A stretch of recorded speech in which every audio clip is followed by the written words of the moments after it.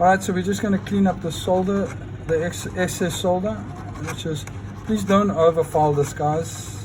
You don't want the thickness to change here. So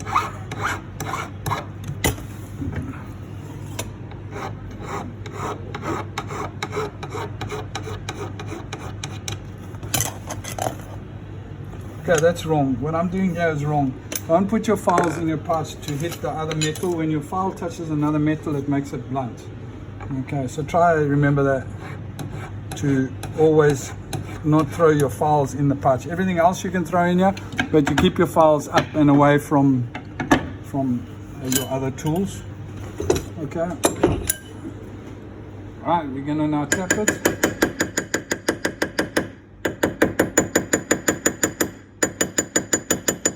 Pointless even checking the size, because it must be perfectly round. So even if the size was right, you would think, oh, that's fine, but it's actually not round. You have to make sure it's round.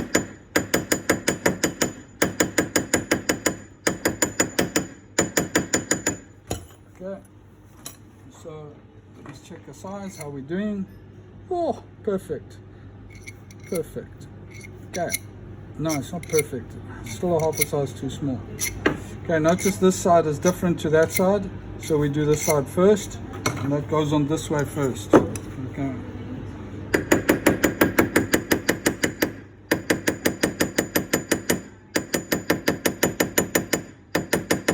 Now it's important to know that if you were hammering here on this side of the ring, even though this is the wider side, it will be bigger this side than that side. So it's important that you hammer now more on this side than that side.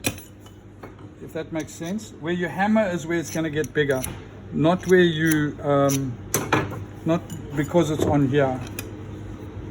So you can pull this right down and hammer on that side here, it'll get bigger on that side, because here's where this is a forging.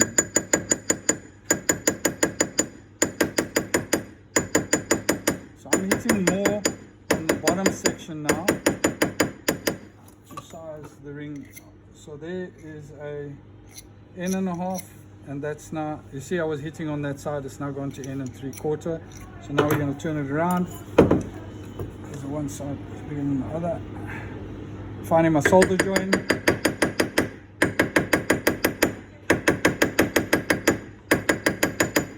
Back to the solder joint. I can't even see my solder joint now. And I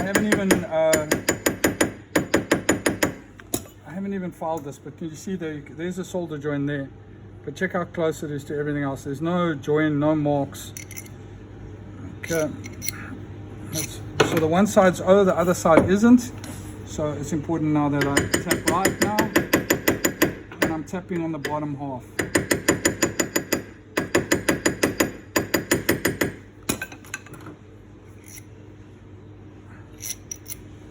It's the same size now. So now I'm going to tap in the middle. It's like really a quarter size here.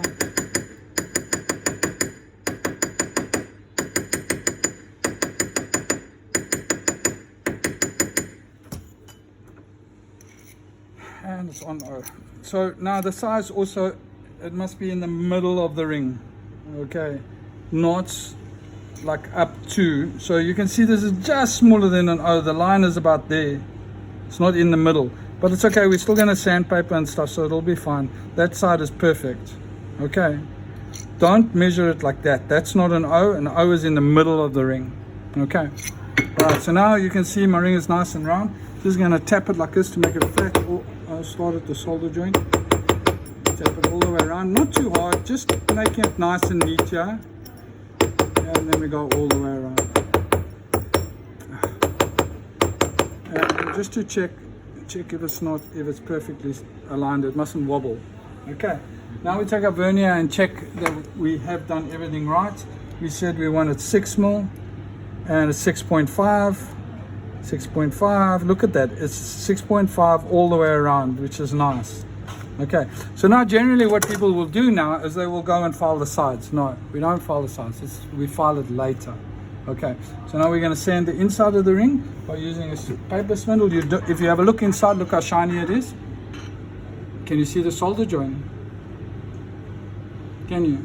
Where's the solder joint? I can't see it. No, I can't see it. Yeah, so that means it's done well, you see. So now, most people will go, okay, great, now they file. What do you want to file for? The thing is perfect on the inside. You just take your paper spindle. But if you had a mallet, you would have all these little indentations because it can't work. Here's a paper spindle then. It's there on the bench.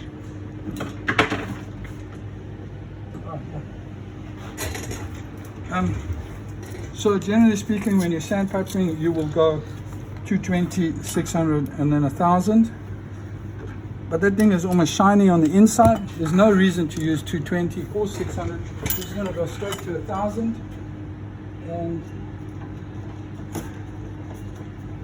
Turbo isn't really any sandpaper. So I'm just going to take a small piece of sandpaper and just sand the inside to make sure that that all the marks are gone. Now, the other thing is, do not, if you see a mark, do not concentrate in one spot. You always sand the whole ring. Turn it and sand the whole ring. What you do to the one side, you do to the other side, because your arm is not perfect and you don't want the one side to be more than the other side. So before you even look for marks, you just sand the whole thing. Okay. Now you notice that the solder joint is like, there's no solder joint, but can you see there's a little mark there where the solder joint is. You see it? I don't know if you can see it, but there's a tiny little mark there. So I need to get rid of that mark. So I don't concentrate now on the solder joint because I'll make it thinner. I go the whole way around and I look at until the mark's gone. And the mark's not going. Okay, so we have to go to 220 and then do 600 and 1,000.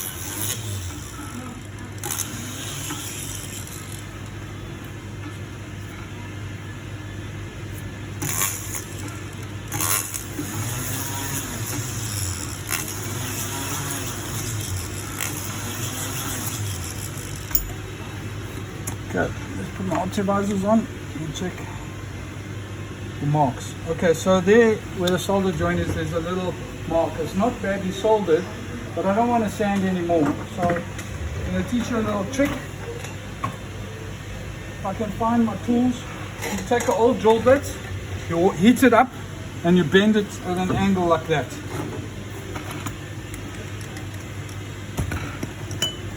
So instead of sanding now a whole 0.1 of them or 0.05 of a millimeter from the inside of the ring, you just take your hammering tool. What this does is it picks the metal up and throws it over the mark. Okay. So go to my solder, use optimizers for this. You're not pushing hard, very lightly. Go over the mark that's bothering you. Now, I'm not sure if you can pick us up on the camera. So you might need to practice. Now, if you put it on the peg, it'll be harder. You could hardly even hear. That was very light. It's so shiny. Look at that. It's just taking that mark off. Okay. I'm looking for another mark. The other thing that's important to know with a hammering tool, if you have like there, like an indentation there, you don't want to hammer on there. You want to hammer around it, which will push the metal over the hole. Okay. Don't mess on the hole, next to and around the hole. Okay, so that pretty much took that mark out. So now I'm going to go back to my 1,000 sandpaper. And because I didn't push hard, you'll get used to that hammering tool and you'll know how hard to push for different bumps and for different grade sandpaper. So even when you're at the polishing level, you can just sandpaper with 1,000 after that, and it's generally... The worst thing is when you finish the ring and you've polished it and there's a little mark, you can take it off with a sandpaper. And again, all the way around the ring. And what I do to the one side, I do to the other side. And now my ring is nice and sandpaper. No marks on the inside. Okay. Now just for interest's sake, I'm going to take you to the polishing motor. The noise you're hearing is Peter doing a debubblizer. Okay, when you're polishing, put the polish on the one side, blue polish on the one side, that takes it off and that shines it up. Okay, I'm going to polish this ring just to show you how little you have to work this ring. Okay, you've been used to now using a file, and then it's from go rough file, smooth file. We're going to go straight to sandpaper because I've hammered it properly. If you haven't hammered it properly, you have to file. Okay, so I'm just going to show you here how nice. Can you see that? But you can see the small indentations, right? But it's very polished. Okay, so those small indentations are going to come off with 220 sandpaper. Okay, inside is nice and clean. This is how you polish the inside of a ring, and you will see there's no marks on the inside. So we always start from the inside out. You never clean the outside of the ring before the inside.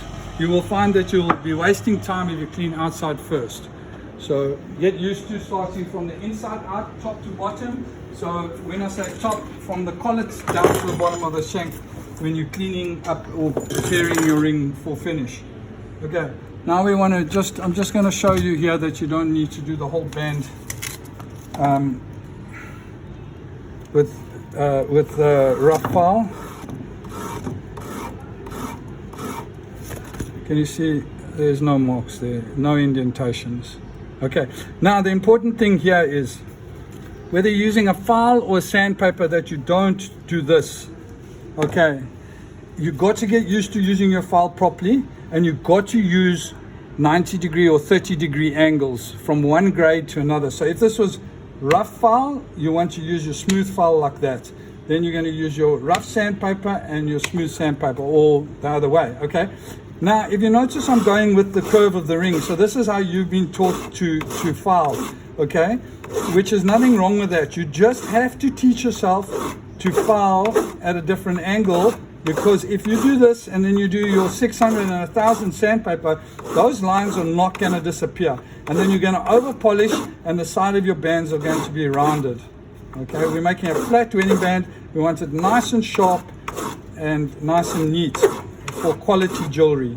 Okay, and you notice when I'm filing, I don't have this going with my file. I don't file more there than there. Okay, and what I'm doing with this is I start at one point and I work my way all the way around the band, and I'm all the way with the sandpaper. Okay, so it's nicely with a rough sandpaper. It also gives a nice texture, by the way. If you polish the sides of the band, that's a really nice texture. Okay, now I'm going to go to 600 sandpaper, which is finished. Okay, and if I carry it on like this, it will look like it's sanded, but it's really just keeping those lines there. So you want to go at this angle here. Now there's two ways to file here, either that way or that way. You need to get used to, you need to practice, okay, because now it's difficult. Okay, if you this is going to cause you to round the band.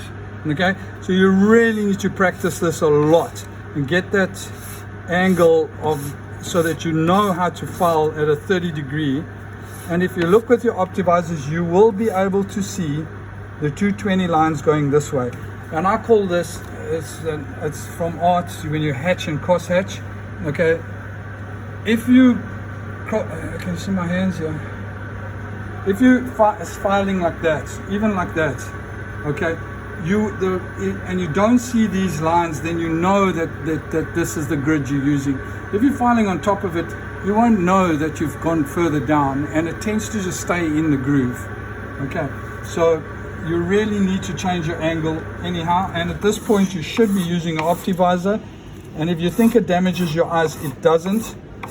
Okay, well, according to my optometrist, it doesn't. Optivisor are actually very good for your eyes because it works the muscles around the eyes, which makes the eyes healthy. Well, whether that's true or not, I don't know. I'm not an optometrist. So a lot of people don't want to use optivisors because they think when they get old they're going to need glasses. Everybody needs glasses after the age of 40. So, well, when I say most people. And it's not the optivisors. Okay, so I'm just changing and doing what I did on the one side to the other side. Still my 30-degree. I'm not going like that. I'm going like that. 30-degree angle to use a different way. And I can clearly see now that there are no lines from the 220 sandpaper on this piece of jewelry. But you're probably interested as why, Bernard, have you not filed the sides? And you'll see now why just now. So that's now my 600 sandpaper. Now I'm going to go to 1,000. So I like to use 3 grids. Some people use 4 or 5. I find that with 3 grids you're fine. So now instead of going like this, I'm going to go this way. We were going this way. I'm going to go this way just in case there's still some 220 lines there. The 1,000 sandpaper will see it. So you can see that 600 and 1,000 are pretty close. Some people will polish straight from 600. So like on a D-shaped band, you can really polish from 600. It's when you've got a flat band, you don't want to round the edges, that you go to 1,000 sandpaper. Okay, there we go. Now we should be ready for polishing. So now let me show you how to polish. Also, people will tend to go and polish this way now. So you're going to want to polish this way. There's nothing wrong with that because our last angle was there. Okay, but you really need to learn how to polish at 90 degrees. You've got to practice it because sometimes your lines will be this way because of the piece. Okay, so I'm going to show you how to polish this way, 90 degrees. Just remember we're at 30-degree angle, so we're still cross-hatching. Okay, now when you polish the ring this way and it's flat and you want a sharp edge, you're going to polish the top half of the ring and then that side. So you're going to polish like that. So it's that side of the ring. Okay, and then again we do exactly the same thing all the way around the ring. Now when you're polishing, do not look for scratches and do not look for shininess. You just do it once. Okay, you do again on the other side. You don't, what a lot of people do is they go, oh my god, it looks dirty there, and they polish again. That's polish, don't worry about it. Okay, if you still got lines, you haven't sandpapered properly, you got to go back to the bench. So you really just polish it. Okay, ultrasonic, then you check your ring. Okay, but interesting thing is I haven't finished my ring. Okay, I haven't done the sides. Now there's a reason for that. If you're doing a flat band, if you notice here, there's a very slight little D-shaped section here. Okay, that we can, because we're filing now, that's going to go away.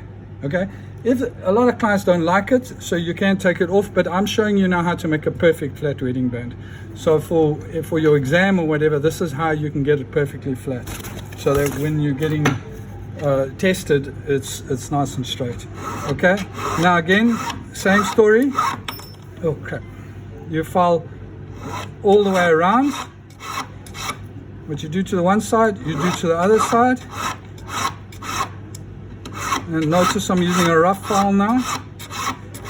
And now I'm not checking my measurements because I want to make sure that there's no soldered marks or anything. There's a little indentation there. So even if I've gone past my 6mm, this is not a pass until it's perfectly straight. Okay, now it's perfectly straight. Now I can check my width. Now we're doing a 6mm wedding band. Okay, this is 6.4, 6.4, 6.4, 6.4. Okay, we needed 6 more. So this is more 6.5 more.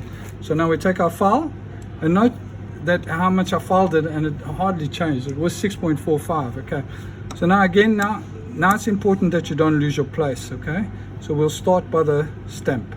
Okay, now we're going to put a pressure, and we're mainly going to be filing on that side, but must file this side too, otherwise you're in an angle. And we're really going to file now because we need to get rid of 4.4 of a millimeter. And back to the spot. Check my size, we took off 0.1. See that? 0.1. And you see that it's still more or less the same all the way around. It's because I started at the stamp and ended at the stamp. Okay, now I do the other side, and you can see there's a big lip there, no lip there.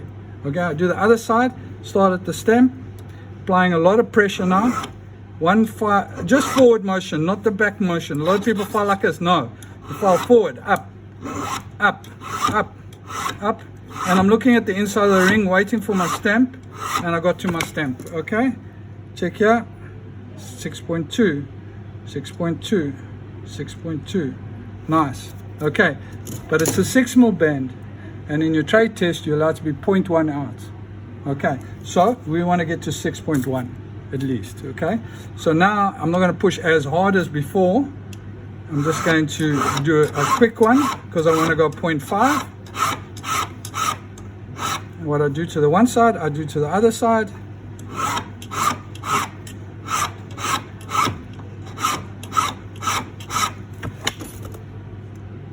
Six 6.0615. Now I'll go to that same spot, just take it off because I want it to be the same as the other side. So obviously I didn't file properly there. Other side.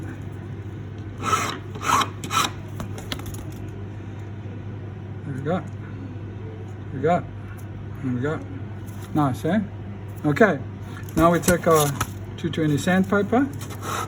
And again, now we got to be careful now because of the hatching and cross hatching, right? So now with my 600 sandpaper, my 220 sandpaper, now I'm doing it differently now. I'm not turning the ring because I will need to cross hatch. Okay, so I'm doing that this way.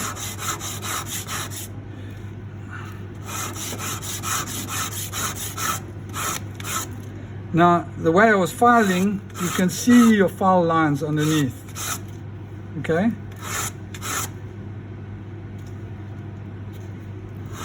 So there I can see there's file lines. So I carry on sanding till those file lines are gone. Okay, that's great. Let me check the size again. 0.03, 6 mil, 6 mil, 6.09. Okay, perfect. 1000 sandpaper, check my lines are going this way, so now I'm going to go this way.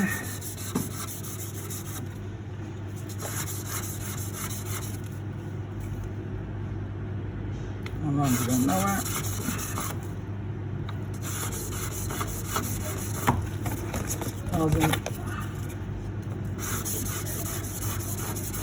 Doing like a circular motion because I want to cross hatch.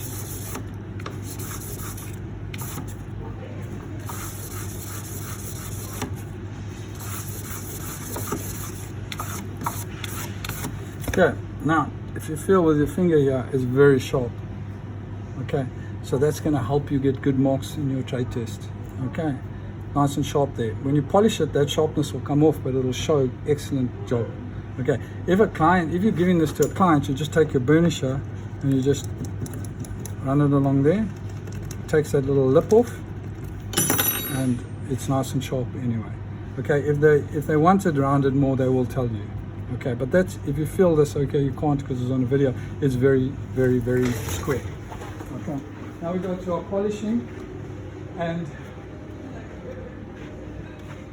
we are now going to polish the side of the band.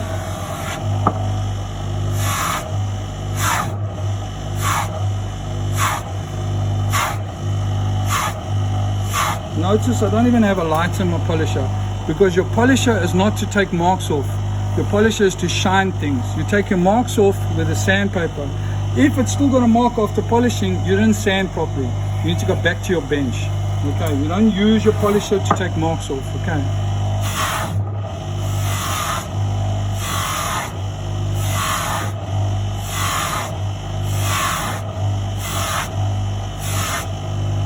Okay, you can see it doesn't look nice.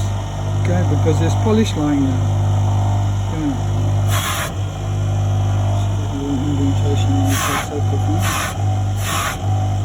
Okay, I'm just going to polish the ring again on the top.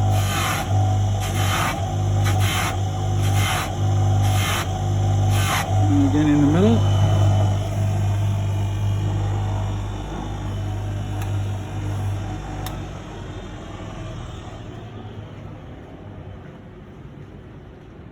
Come to the ultrasonic.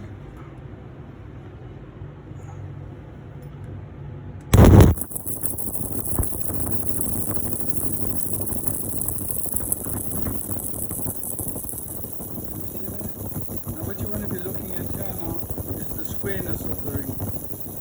Okay, there's no rounded corner, there's no round edges, you can't see the solder joint. If you look from the side, it's the same thickness all the way around. See there?